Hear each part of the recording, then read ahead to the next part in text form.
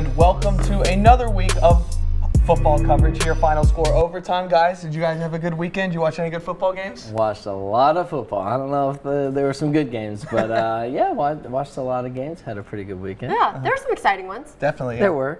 Yeah. Your Missouri Tigers getting the win, if I'm not mistaken, over Yes. South Carolina? Yes. Thought so. A There big we go. win, too. There you go. So- There you go. Not the biggest win Starting at the off desk. SEC play right. My Orange getting a save the season against Western Michigan. We needed it, though. Yeah, I wouldn't say you guys had the biggest win at the Sports Fest, though, but we'll get into all of that. We'll Yes, start, though, we will get to that game. with some high school recaps, some of the best teams in the Basin. We'll start with Midland Lee, number 21 now. Then what did you like seeing out of the Rebels? Well, was 72 points back-to-back weeks against El Paso opponents, and they move up, as you mentioned, from 24 to 21 in the Dave Campbell Texas Football 6A rankings. I mean, Midland Lee, I've been saying it, we've been saying it for a while, but just a team that I don't really see that has a lot of weaknesses, a lot of obvious weaknesses, and they have, obviously big-time playmakers and Loic Fungi on the offensive side, Carl Taylor kind of anchoring that defense, but just really solid all around. And if they can get some help in district and drop down to Division II for the playoffs, could be a huge thing for them. Yeah, and I don't think necessarily that they've won every game is as impressive by the margin of which they've won these games. Like Eastwood, a 5A school, right? They're smaller, so they probably should have won that game. But the fact that they've scored more than 70 points the last 2 weeks against these teams, big win over Abilene High, I think it's just been impressive by how much they've won these games. Yes. I think we want to go to our producer Jake now real quick. I think he's got a comment on this one as well. Trying something new. Yeah, Michael Serrano, the quarterback out there, is putting out just video game numbers right now. He has 268 yards per game, 20 touchdowns to 1 interception so far this year, and he's completing 61% of his passes. He's just been ridiculous for Lee. So far this year, I think he looks really good. Our next really impressive team in the Basin, the Golden Cranes. Ben, I know this is a team that you like to cover in the Basin. You want to break them down a little bit? Yeah, I mean, I put everyone on alert. The Crane was going to be something else this year, and so far, big win over Kermit last week. It's interesting. Number 10 in the Dave Campbell Texas Football rankings, making their debut for 3A Division II. It is interesting. Just looking at the Max Preps computer rankings, those include obviously the rankings, but side by side they also have the strength of schedule.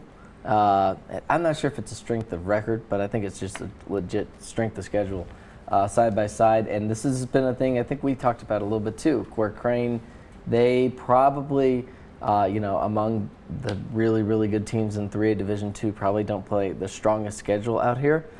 They've had some past seasons where they've won 7-8 games and then, are out in the first, second round of the playoffs. So I think, again, that still feeds into it this year, similar strength of schedule.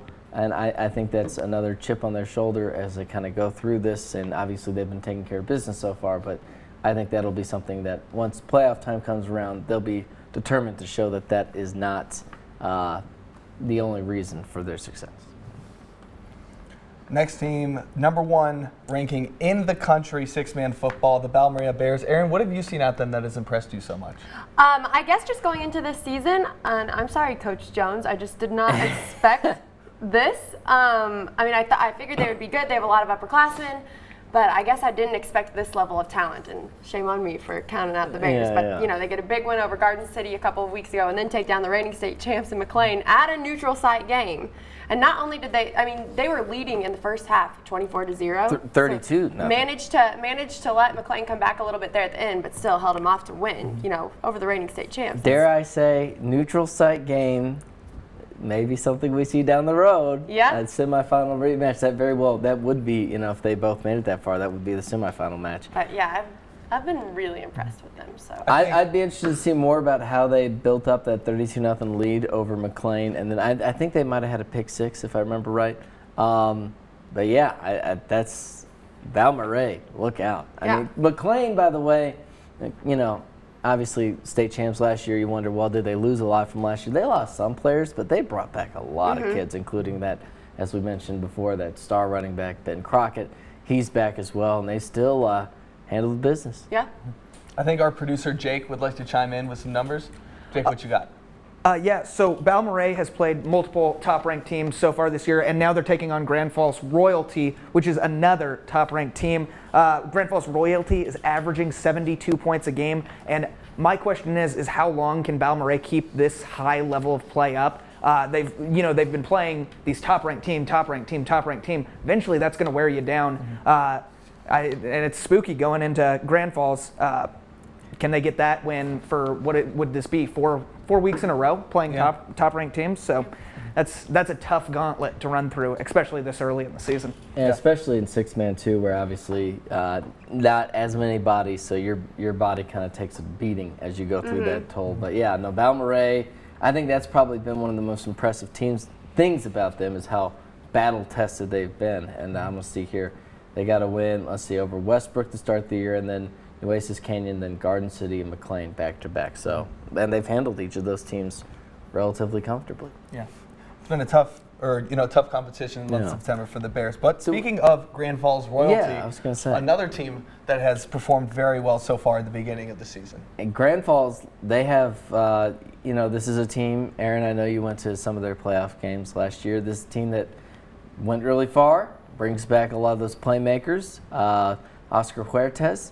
Back at I was going to say quarterback, but really he's just a utility player. Six-man, you might be running, you might be throwing, who knows what you're going to do. But, yeah, I mean, Grand Falls, I think this game this week against Balmorhea, Division I, so they don't need to win it to really prove that they're going to be a force in their region for the statewide tournament. But, I mean, all indications are very, very positive so far for the Cowboys. The last team that we'll look at in our Best of the Basin section, our game of the week this past week, Greenwood, going into Seminole and taking care of business. They've looked monstrous. I was going to say, what stood out to you in that game of the week out there? Just the way that they could take the life out of opponents and on all three phases of the ball. Like I said, offense, defense, and special teams. They kept the ball on the ground a lot, especially in the second half, of course, with that big lead that they built up in the first half, with a 28-point lead going into halftime. But just between Trey Cross and Snodgrass, those guys, big playmakers, both of them, both in the running game and in the passing game. I saw Snodgrass take at least 2 or 3 passes for 30 yards. That's not often where you see that out of a fullback. But also, on the defensive side of the ball, just stifling. A big defensive line. They play, a lot of single high safety, play a little bit of off coverage, and they're going to make you beat them through the air. And it's not seeming like a lot of teams can do that. Yeah, I think that's what I was most impressed by. I mean, I'm hesitant to say that it was slow at the start since, 28-0 at halftime, but still at the beginning it was kind of a standoff there for a while. And I guess we always talk about Greenwood's explosive offense, how they can run the ball, how they can pass the ball, but we don't really talk about how good their defense is. Yeah, and I think their offense is probably, too, one of the, not just effective, but one of the most balanced offenses. At least for our area. And like you said, I think that defense is probably slept on much more than it should be because of their offenth playmakers. Yeah, Brody Ray really helps that passing game get explosive. He beat quarterbacks a few times. He keeps them honest, with stacking the box. Exactly, yeah. If you're going to... A couple times I saw the safety rotate down and quarterback just literally looked his way. And they both knew exactly what was coming. That's similar to kind of what Coach Hartman at Midland Lee talks about with, if teams are going to double Loic Fungi, they'll go to some of their other receivers. They can run the ball, and if they stack the box and give them that single coverage with their, star receiver, they'll just lob it out there for Loic Fungi. It seems like Greenwood doing a similar thing there with Brody Ray. Yeah. Let's go to some surprisingly slow starts of teams in the Basin. We have a couple winless teams we want to talk about. Start with Lamesa. What do you guys see out of them so far this year that they can improve on? Yeah, Lamesa, by the way, crazy set of circumstances this past week against Lubbock High. That game didn't end until I think 11:30, 12:30. Yeah, because of all the lightning delays. There's a ton of lightning. Big loss at home to Lubbock High. They lost on the road against Lakeview. That was a game that Lakeview 3-0 up until this past week when they lost to Fort Stockton to fall to 3-1. But that game against Lakeview, they were in it for pretty much the entire thing. Ended up losing 38-30. I should say they came back in that game, had a nice little rally. But had they started off a little quicker, they obviously that could have been a little different. I do think they probably I think they do bring back a decent amount of playmakers for next year. But tough schedule, and honestly something kind of broad-based with not just them, but a lot of our teams is they're in a district where if you look at who's doing well in that district, you have Fort Stockton and Greenwood, both at 4-0. And then after that, Pecos, 1-2, Sweetwater, 1-3, Monahans, Snyder, and Lamesa, all 0-4. Yeah. And so 2 of those teams not named Greenwood or Fort Stockton are going to make the playoffs. So they're in a position where, yes, you haven't started off well, but listen, there's a lot of other teams in your district that haven't started off well. There's several other districts in our area that's a similar case. And there's still plenty of time for them to figure it out, and I think that's probably something you got to hang your hat on if you're, one of those teams. I know it'll also get closer as we go on throughout district play, but I feel like this year, this district in particular is a lot more spread out than it was last season. On one end of the spectrum, you have 2 undefeated teams, and then you have 3 teams with absolutely no wins, which was not the case last season. No. It'll be interesting to see if the top teams can keep that margin, I guess. Yeah, and Lamesa too, it's been, I can't remember what exact the number is. It's been something like 20-something years since they've made the playoffs, maybe 18 years since they made the playoffs. So I think, yes, 0-4, not ideal, but I think they're going to be really hungry to come out. And, when they play some of those teams that they maybe, have a chance against, I think you're going to see a desperate team, which can obviously be a very dangerous team, usually. Another 4A District 1 team that we have undefeated, you mentioned Monahans. What have you seen out of them? Or what can they do to turn this around? I just think everything's so new for them this season. They're running a new offense. They have a new head coach. Because they still have some returners that have experience. So it's just putting everything together, I think. Yeah, and I think this was always going to be a team that, like we talked about with some other people, that probably improved as the year went along more than others. I think that probably has not come to fruition as quickly as I would have anticipated. But, I think Fred Styles is a good coach. I think he knows how to rally his guys, and they're in the exact same situation. We just mentioned them with Lamesa, that 0-4, sure. But they've played, to their credit, they've played some good teams. Tough teams, yeah. Midland Christian on the road. They were home against Andrews, which they lost. Close game against Big Spring. On the road against Clint, and that was a team I think that's been improving, and that was a somewhat manageable loss. So 0-4, but as you mentioned, someone's going to have to.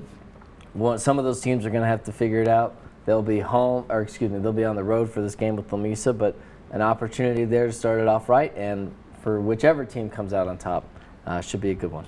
Yeah, somebody has to win that game.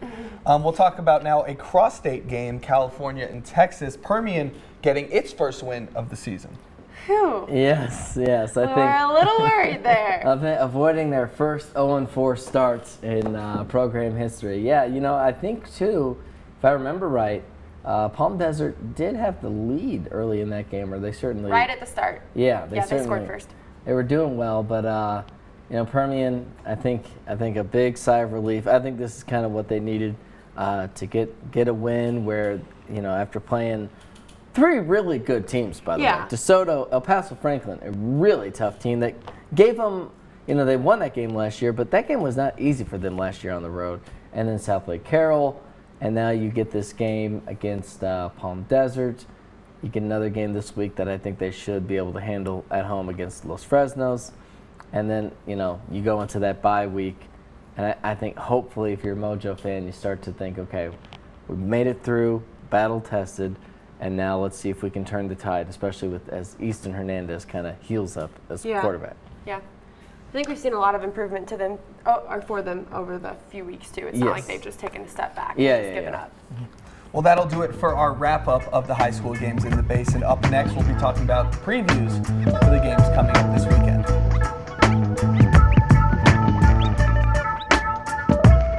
When you got a big job, you need a reliable work truck. From flatbeds, roustabouts, and crane bodies, it's all here at Stanley Ford Andrews. Our fleet sales crew can get you in the right truck for the right job. No one has more in stock than Stanley Ford and Andrews.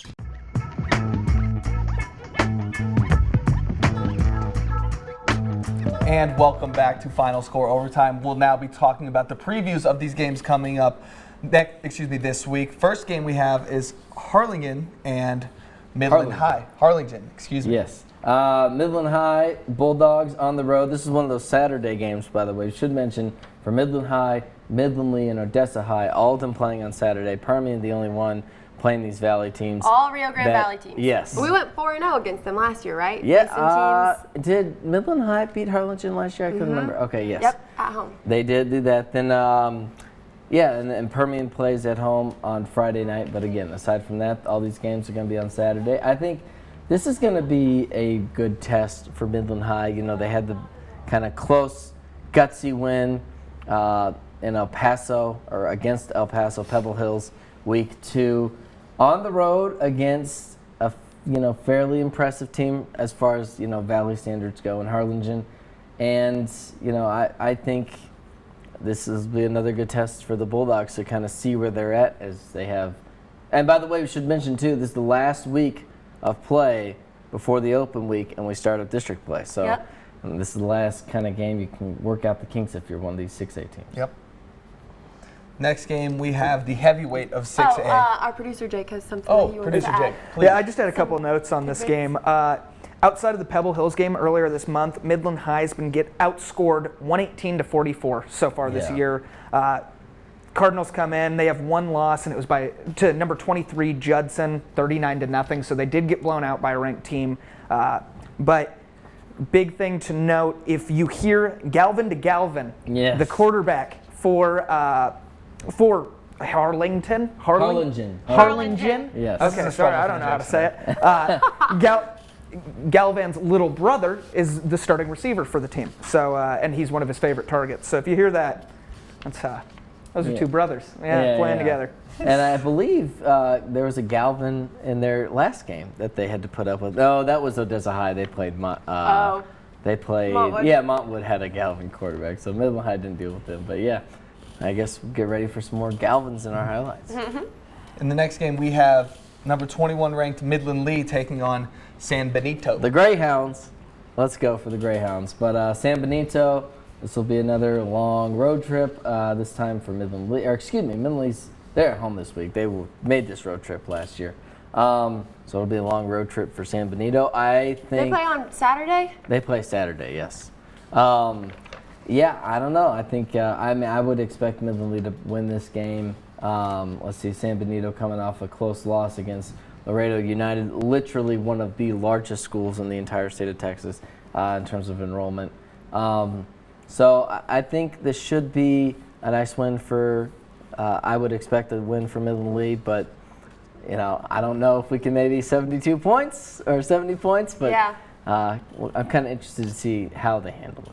Especially a Saturday game that kind of, aside from it being a home game, is going to start to replicate a little bit of that playoff routine of getting ready to come in for a Saturday. Can you look at San Benito's record? 2-2. 2-2. Yeah. I think it'll be a closer game than the last few matches. I think so. Yeah. I can't believe nobody made the joke that the Greyhounds are going to take the bus ride over here. Next game, we have Odessa High taking on Harlingen. I got it this time. South. Yes, and this is going to be the lone team Saturday that's going to be at home. Harlingen South, a team that they beat fairly handily last year on the road. And I think this is going to be similar to what we were talking about with Permian, kind of hopefully will be for the Broncos, if you're a Bronco fan, a much-needed win. Not only just to get in the win column, but kind of get some positive mojo. Or excuse me, I don't want to say that. Odessa High, but some positive vibes, juju going into the bye week before they take on Mojo. Yeah, and I talked to Coach Cervantes yesterday. He said they were just excited to be home. The last few weeks they've been on the road, and they played on Thursday games. So he's like, we get to play on a Saturday. They get a whole, more than a week of preparation for these guys. So it'll be it's set up nicely for the Broncos. Our producer Jake has a note on this game. This is just a note on Harlingen South. In their wins, they're allowing 7 points per game. In their losses, they're allowing 38 points per game. So look for, if Odessa can score more than 7 points, it looks like Odessa's going to win that game. So, and I think offensively, the Broncos have been kind of sort of getting on track a little bit. I think they've started to find some of the playmakers at least that they can go to and figure things out from that standpoint. Next game will be Permian and Los Fresnos. Permian, we talked about this a little earlier. Permian, finally getting that win. Los Fresnos, a team they didn't have any trouble with last year at all. I would expect, or at least hope for, a similar outcome this year for Permian. It's tough. We don't know too much about these teams because these teams from the Valley, because there's no common opponents. So usually it's really like the best analysis we have is just like how much better, like what happened last year, and then how much better or worse is each team compared to how they were last year. I think maybe with that said, it could be a closer game, but I think especially being at home once again, I think that'll help Permian. And like I said, hopefully for the Panthers, get a little positive mojo going into the bye week. I can say that for them. Yeah. Next is Sweetwater taking on the Rangers of Greenwood. Yeah, Sweetwater, another tough year. It's how the mighty have fallen. Sweetwater used to be a very proud program. I still need to look up if they won a state championship or went to a state championship a couple years ago. 2 years ago. Yeah. Right? I thought they won it. I think they did. And, all of a sudden, here they are 1-3 once again. I would expect Greenwood to have no trouble. Starting their district play, by the way, that 17 district, the first team from our area, starting district games this week. Yeah. Retweet. There we go. Next game will be Andrews and Mountain View. Mountain 3-1 View. teams. Surprising 3-1 team for Mountain View, I would say, although I think Andrews' schedule's probably a little bit more impressive. Andrews, man, they lost that game against Lubbock. I can't remember. Cooper. Yeah, it was Cooper. Yep. At the start of the game, at the start of the year. And, I wasn't sure because, I was hoping for big things for them. Lubbock Cooper, though, a good team. You weren't sure kind of how to take it. But, man, I think they've really hit their stride here and kind of proven that week 1 loss was nothing to worry about. Yeah, I think it was just kind of a fluke, Just not only fluke, but, it's a good team on the road. A bigger school, good team on the road, and now they've found their offensive stride, which I think that was probably the most concerning thing about that game is the offense was a little sluggish by Andrews standards. But, man, they've gotten it going here the last few weeks. I know producer Jake wants we to throw do know something this in. one, yes. I love high school quarterbacks. Brett Leach for Andrews is phenomenal. He has 1,422 yards so far this year, 16-4 touchdown to interception ratio. Last week against Snyder, 345 yards, 5 touchdowns to 1 INT. He had a 131 passer rating, 68% completion. This guy's for real. And since that week 1 loss to Cooper, they have been winning by an average margin of victory of 36 points per game. Ooh, good stat. Yeah, good stat. Mountain View, all of their wins have come against teams that are 500 or below this year. Mm-hmm. So that Andrews record is a lot more impressive. Yeah. And I think they have 2 games, I'm not mistaken, Mountain View, 2 games against New Mexico teams and then 2 others against fellow El Paso teams as well. So I think Andrews probably has the better strength of schedule there. But yeah, Brett Leach, and by the way, we got to give a shout out to our guy Marquise Lawrence, who's been one of his main weapon as the wide receiver. He's been balling out lately. Yeah. Next game is New Home and Wink. This is an interesting game. New Home is a team that not too long ago was a very, very good 6-man team. Having made the move up to 11-man, struggling a little bit. New Home, by the way, just a fun name for a town, and the Leopards as well. How can you not love the Leopards? But a little just south of Lubbock, if you don't know. But Wink, I think, we talked about a little bit of a surprise that they've started struggling to the season 1-3 with so many kids coming back. I think this is you don't want to say there's a must-win this early, and Wink is going to make the playoffs. They're in a 14 district, but I think for Wink, this will be a huge game to get their confidence on the road against a respectable team.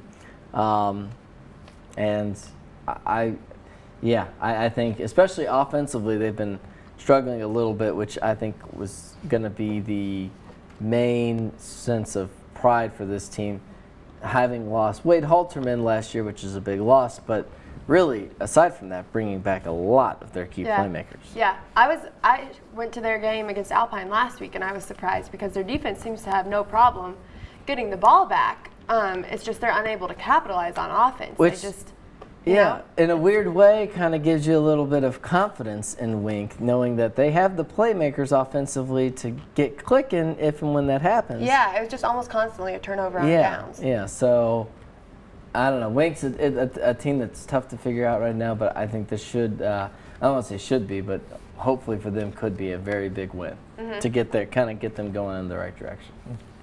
Up next is Pecos and Fort Stockton, a 4-0 team.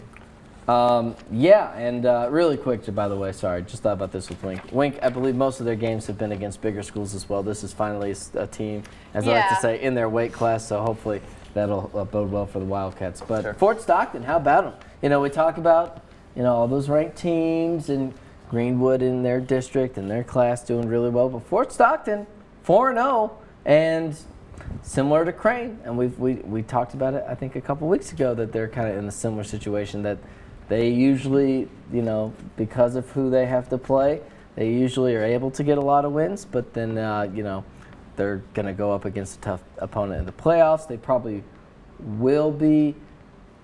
Yeah, and October 25th, they're going to be playing Greenwood, by the way, so that's going to be a game to look out for. But, Fort Stockton, I think a team to look out for, and it'll be interesting to see as their level of competition goes up, how much they can keep it going. And I don't think it's just because they played easy teams. They played Lakeview last week and got a huge win over them. And they've been winning all their games fairly comfortably too. So that's exactly. It's that they're better than just barely squeaking by some teams that they should be able to handle. They're good. It's just kind of hard to gauge just how good they are until the level of competition ticks up, which it will start to here as district play gets going. Yeah, so we'll see if that Pecos defense can keep up, but I don't know.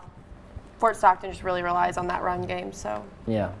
Yeah, they've had 1,100 yards on the ground so far this year, 16 touchdowns. Yeah. And just wanted to mention Albert Rodriguez for Lakeview. That highlight, I had to get it in on Final Score last week, and he can throw a pretty ball, I'm telling you. So watch out. He'll be playing at Sul Ross State or something. Absolutely. Our next game will be Balmorhea and Grand Falls Royalty, the #1 team in the nation, taking on another ranked team in Texas. And in Grand Falls Royalty. And so, I don't know, this is one of those things where, you can make the distinction, Division I, Division II, so that should be slight net advantage for Balmorhea. But honestly, with how small these schools are, and Grand Falls Royalty is not a Division II team that has, 8, 9 players, and that actually is relevant. They have a little bit of a bench, and so it's just going to be playmaker v. playmaker out there. And so I think this should be a close matchup. I'm really interested in this game because I don't know what would be, aside from a runaway victory for Grand Falls Royalty, it'd be maybe a little troubling for Balmorhea. I don't see really any result that would be overly concerning for any team. Yeah. Mm-hmm. Well, and I think we've seen a lot of offense from Balmorhea, but they did let McLean come back there a little bit last week, so it'll be interesting to see if Balmorhea can handle Grand Falls Royalty offense, because they like to run up the board on teams. And I don't think, unlike Balmorhea, I don't think Grand Falls Royalty has been quite as tested as the Bears, so I think it'll be interesting for them to see, the first game that they've, I'm sure, been looking forward to for a long time, to, defend their home turf, see how that goes for them. So that should be a fun game, though. Aaron, that's a good point, talking about how offensively strong Grand Falls Royalty is and how they let them back in last week. The Bears let McLean in last week, so that's something that they'll need to watch out for. And we did talk about how Greenwood is going to be playing Fort Stockton. Hopefully I can cover that game. And teasing the game of the week for this week, it'll be Midland Christian and Fort Worth Christian. Yeah, I think a lot of people probably don't know about this matchup just because it's a team out of Fort Worth, but it is a big rivalry game for the Mustangs. They used to be in the same district, and so now they're playing them at home. So it's more important to them, I think, than most people would know. Okay. Yeah, and Fort Worth Christian 3-1 on the year, Midland Christian 2-2, but two of those losses very close against Wall on the road, which I believe is number 6 in the latest 3AD1 statewide rankings for Dave Campbell's Texas football. El Paso Americas was 6A team. a 6A team with an all-state running back leading the way for the Trailblazers, and that was a 7-point loss at home for Midland Christian. And then just, boy, oh boy, I think we talked about getting ready to play Monahans last week, see if one of these teams, leading up to that game, the Mustangs or the Lobos could kind of really, set themselves apart and show, hey, we're not messing around. And I think Midland Christian did just that with the big 49-0 win over Monahans. And I would expect a good crowd on hand for this one, and a game that kind of should be a good measuring stick for the Mustangs as they get ready to kind of get their feet wet in taps. Mm-hmm. Yeah. You never know what's going to happen in a rivalry game. I think we want to go to producer Jake, who's got something to chime in with. Yeah, Carson Cross, the quarterback for Fort Worth Christian, he looks really good on film, looks quick, and he has a really big receiver, Chance Looper. Just watching film on him, 6'3", really just stocky dude, and every single time Cross would put up a ball to him, Chance was coming down with it. So watch for that matchup for this game of the week. I absolutely will. Up next, we are going to some college football games, previewing teams across Texas.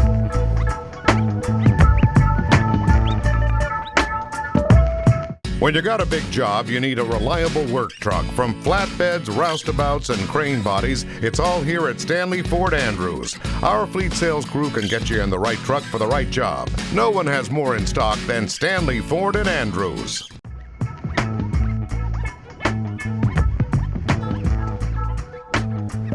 Welcome back to Final Score Overtime. Time now to preview some college and some NFL games coming up this week. Number one, we'll talk about number 23 A&M taking on Arkansas. Now, okay, last week we talked about 23.5-point favorite A&M against Arkansas. I know Arkansas has been a little down, but my goodness. More than a little down, but that's okay. I understood. A&M, we talked about it against Auburn. This is going to be one of those games that if they want to be taken seriously is not just another semi-decent 7-5, 8-4 SEC team. They're going to have to take care of business in that one. I think a disappointing effort all the way around for the Aggies. They did make it close, but did not start well at all in that game, which I think that was probably the most disheartening part of it. This Arkansas game, a game they absolutely need, but apparently, according to the wise guys, one that they'll get. Yeah, A&M did have 17 points in that fourth quarter. Like you said, they started off so slow and then made it a one-score game. And they've had two losses against, two very, very good teams. Top caliber I was going to say, I think people are sleeping on Auburn a little bit. Like, they're a No, solid I team. think Auburn's a really good team. Yeah. But, A&M should beat Arkansas. Yes. Yeah, and I mean, who has Auburn beat this year so far? I mean, Oregon early in the year and A&M. Hey, they got Bo Nix, though. Yeah, freshman that's QB. And they've yet to lose at College Station now. So they haven't lost on the road there. I don't think they're going to. Yeah. Quick nugget about Arkansas. They got, a new head coach and a new quarterback from the same school, and that school might be better than where they are right now. Oh, Next game, teasing that.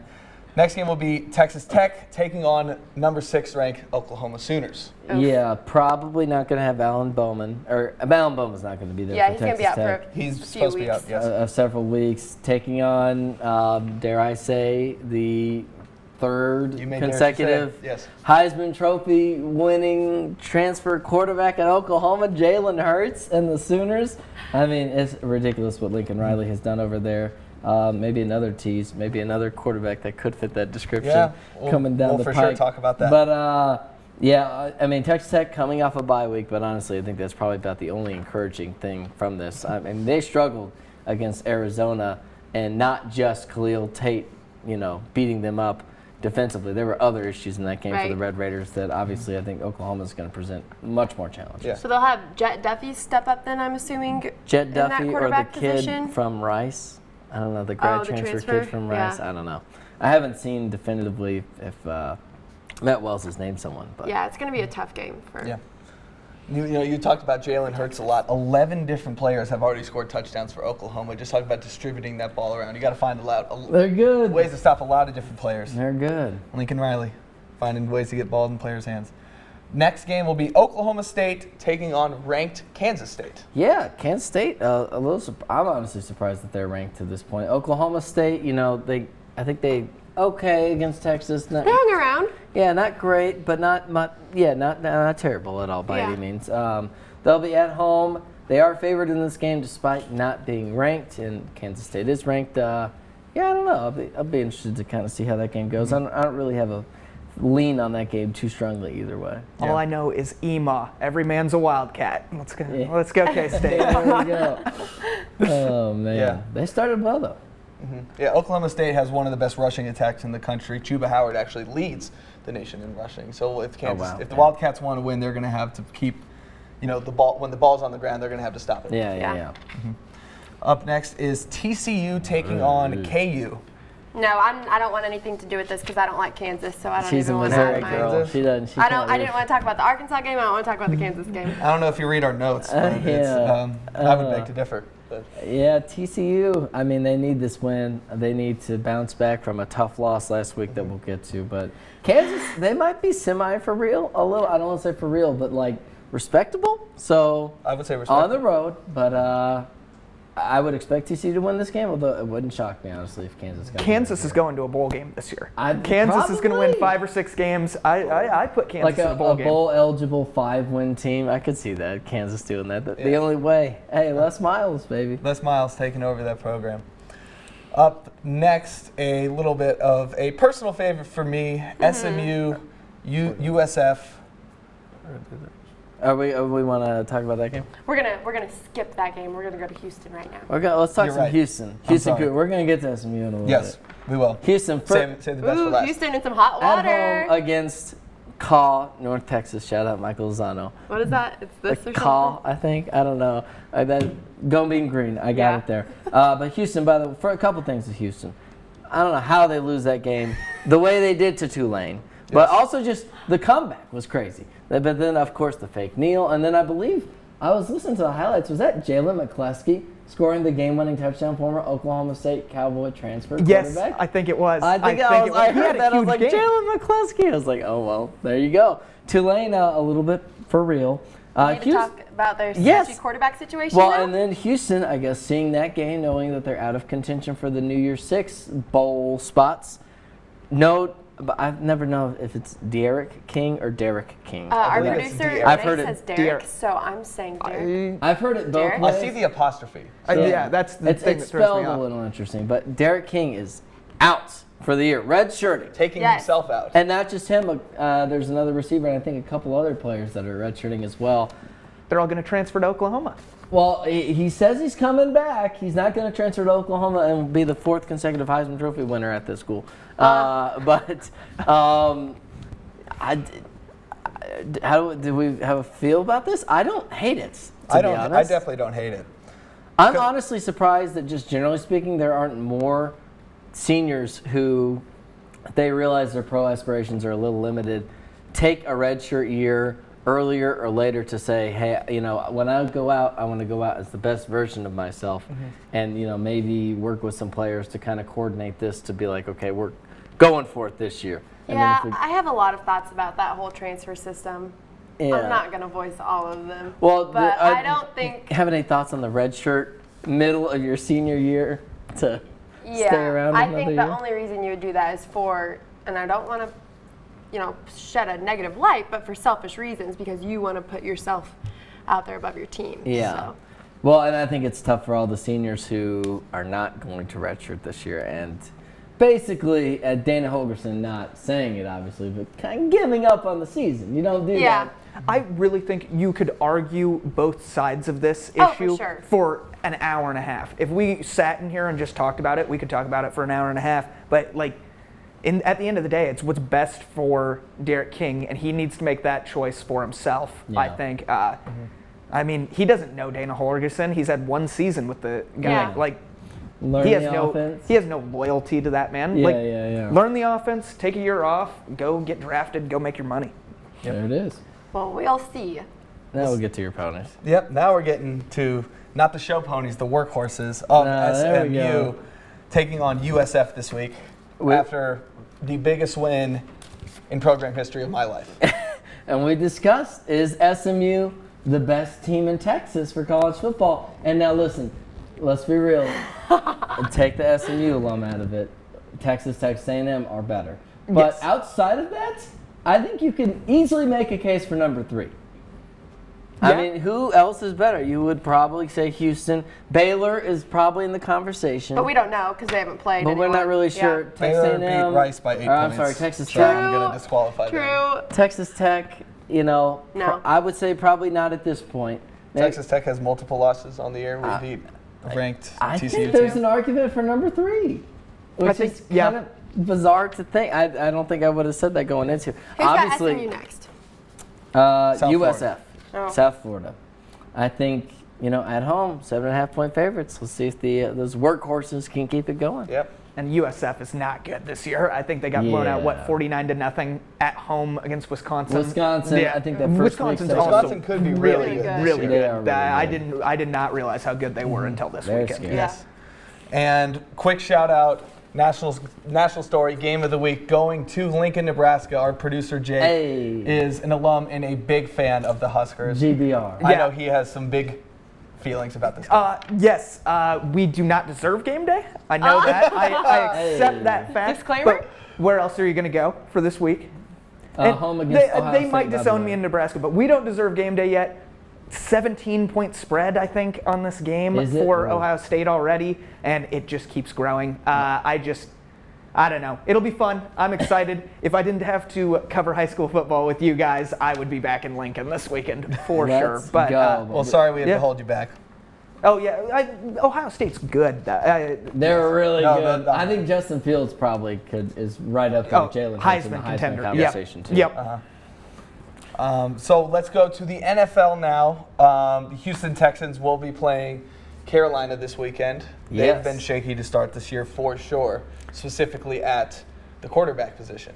Yeah, and you know, Kyle Allen, the winning the A&M little position battle with against Kyler Murray last week against the Cardinals. He'll be probably back at quarterback for the Panthers. Texans 5-point favorites on the road at last check.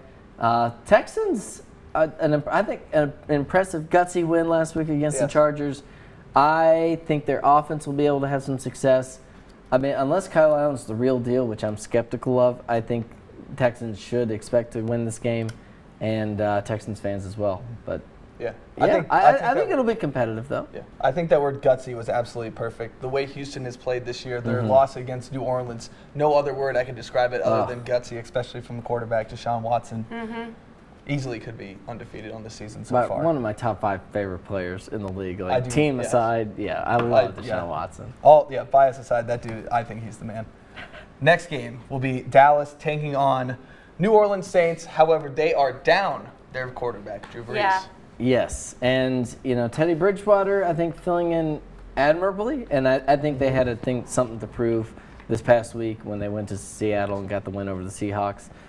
Did the Saints, but Cowboys, I mean, they're another team that they've kind of quietly, if you're the Dallas Cowboys not be and you quiet. could ever go quietly undefeated, I feel like they have. Yeah. Like everyone's thinking about the Patriots and the Rams, even the Rams, who I think they've lost a game, right? Am I not mistaken there?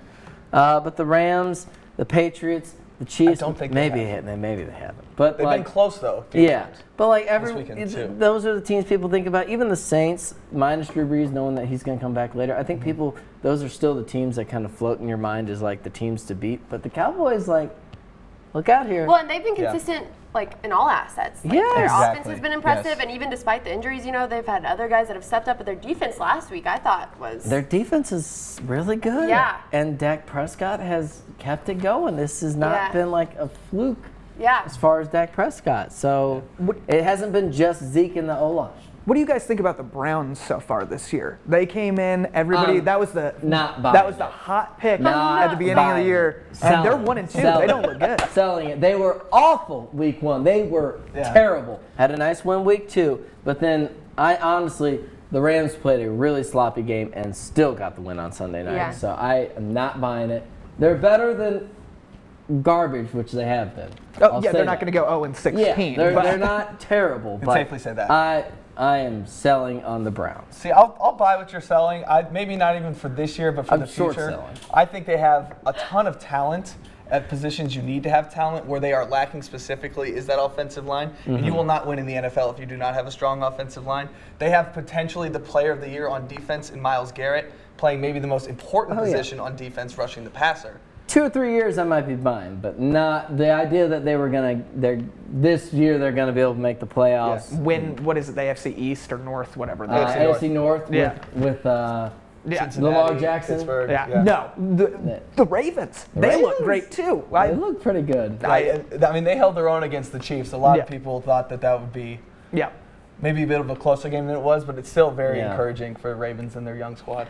Yeah. Are you a Chiefs or I guess St. Louis You're isn't a Chiefs. team I like anymore. the Chiefs. Yeah. I have no loyalty to the Rams, though. Yeah. Well, you can't. But sitting right in the middle of Missouri, you can kind of go either way. All right. Well, that'll wrap it up for our Final Score overtime edition of the show. Make sure to tune in this Friday for the Final Score as we break down all of these high school games that we talked about this week. And a game of the week, again, Midland Christian at home against Fort Worth Christian. And it should be a good one, by the way. Big win for our Bears last night. Let's go. Let's get it. Yeah, and we'll keep the coverage going for this game of the week, offering previews. I'm going to go talk to Coach Mack later on. So we'll have all of this stuff on our website, so you should just keep up with yourbasin.com throughout the week so you can stay updated on this matchup. Check out our social media as well. That'll do it for this week.